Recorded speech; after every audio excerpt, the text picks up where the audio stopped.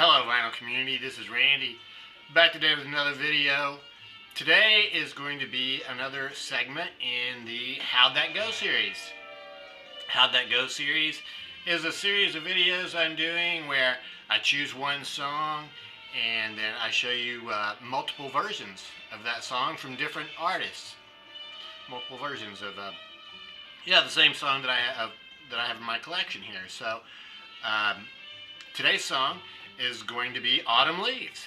Yeah, it seems like a perfect time of the year for to feature Autumn Leaves. So maybe waited a week or two too long, but yeah, Autumn Leaves is today's song. So yeah, how'd that go?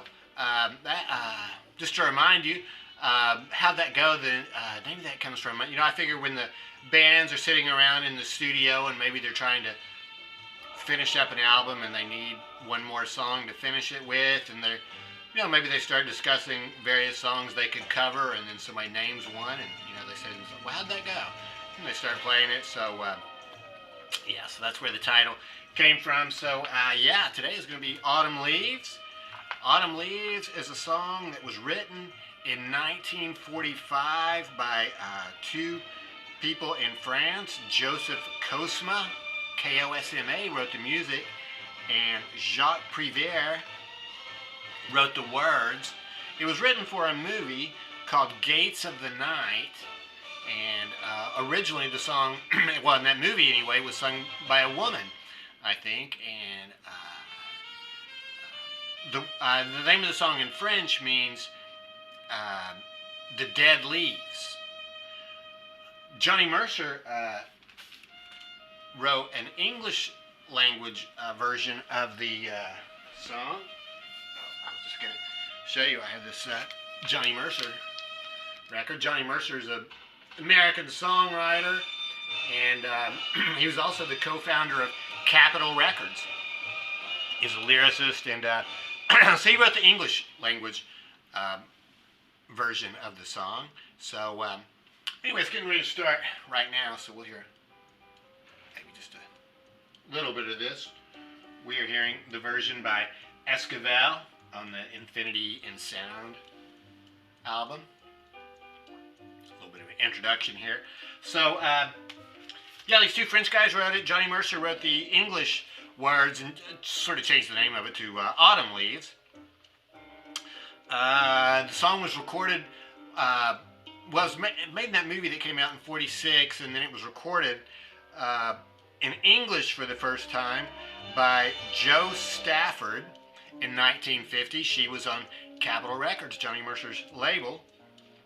It was also recorded later by Bing Crosby, Nat King Cole, Doris Day. Eric Clapton even did a version of it. And I did a little bit of research, and this song, one of the things I saw on the internet, I don't know how accurate this is, but it said it was something like the 14th most recorded song, or 14th most recorded jazz song, or something like that. There's a ton of versions of it out there. So I have about 9, I think, that I'm going to show you today. And I was just going to add that Roger Williams recorded a piano solo version of it in 1955, and that was the first piano instrumental to ever reach #1 on the American music charts. So yeah, so I'm just going to show you a few versions that I have of it. One of the first instrumental versions was recorded by Stan Getz. This is a record called Stan Getz and Johnny Smith, Moonlight in Vermont. This is a 2-record set, and this features some music that was recorded by both, when they were working together, Johnny Smith and Stan Getz. Johnny Smith is a guitarist. But this album also contains some music where they were not actually working together. So on this, it's actually the Stan Getz Quintet that records it, and they do a beautiful version of it. 1950 is the year that they recorded this, and yeah, instead of Johnny Smith playing guitar on this, it has what is his name? Jimmy Rainey. Jimmy Rainey is the guitarist on this one. So yeah, this is really excellent instrumental version of that song. This is on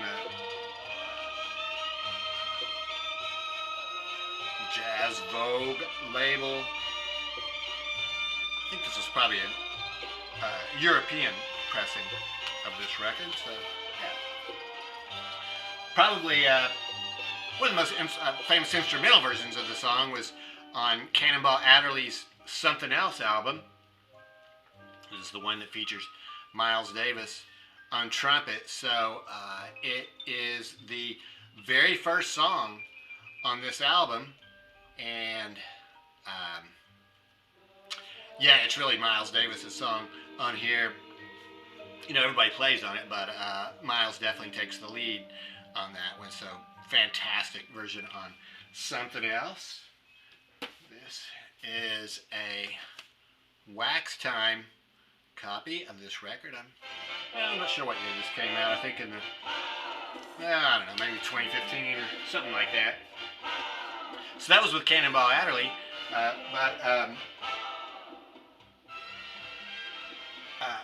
Miles also played it with his own quintet, and it is on this 5-record set that I have, Live at the Plug Nickel, from 1965 in December, 22 and 23 December 1965 is when this was recorded.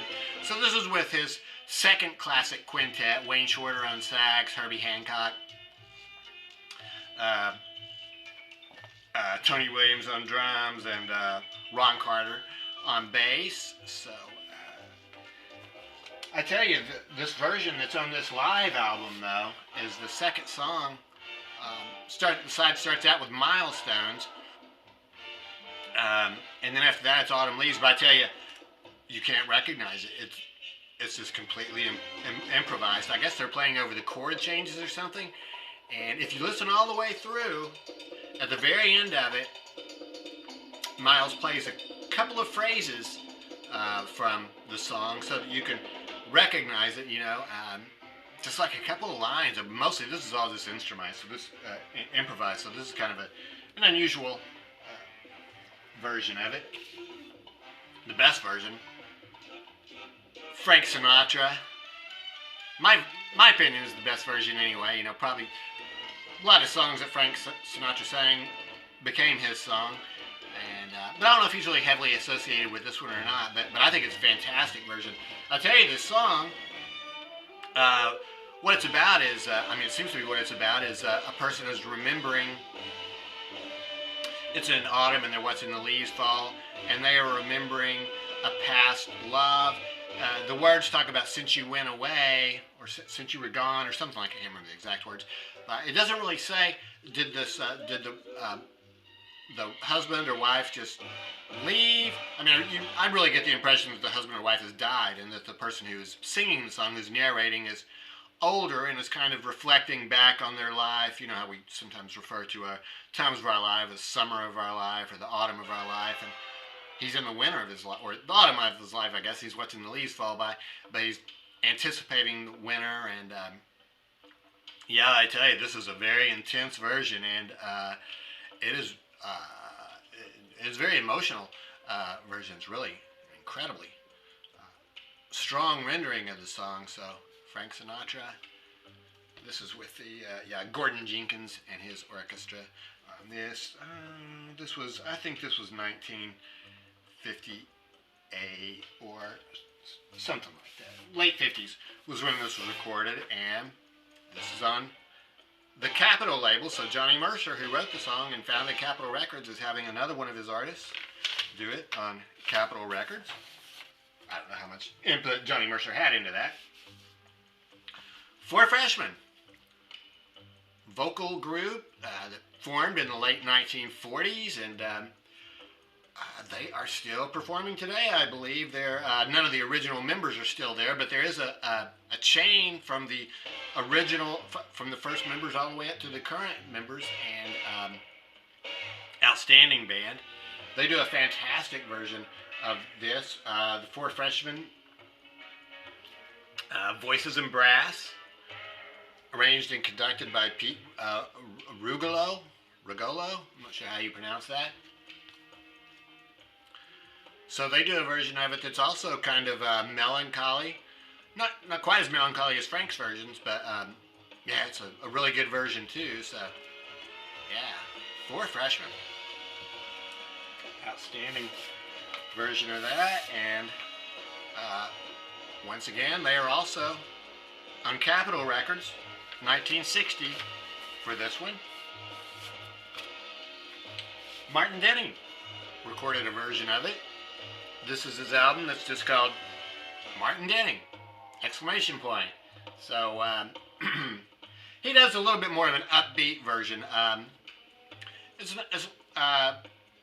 Yeah, sort of midway between totally upbeat and the sort of depressing version that Frank Sinatra does of it. So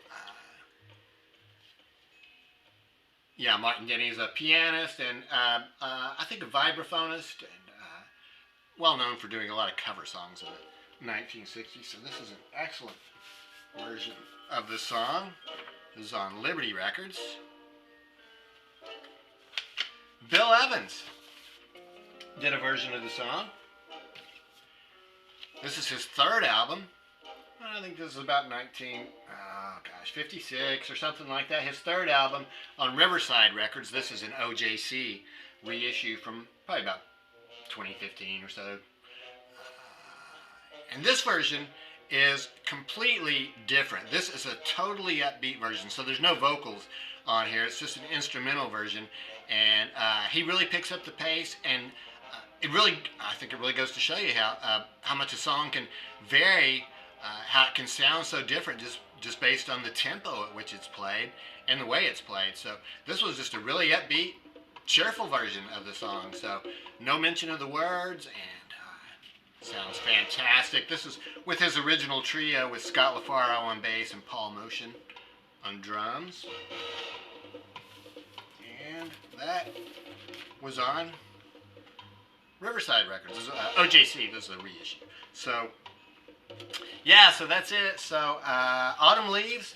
It's like a perfect time of the year to be exploring this song. So I highly recommend that you give it a listen, especially the Frank Sinatra version. Or you might want to compare the Frank Sinatra with the Bill Evans versions to get 2 completely different takes on the song. So, yeah, that was it. I'd be interested to know what you think about this song, or if there are any favorite versions that you have. There's a million versions out there. These are the only ones that I have, but there's a lot of others out there. So, be interested to know which ones you like.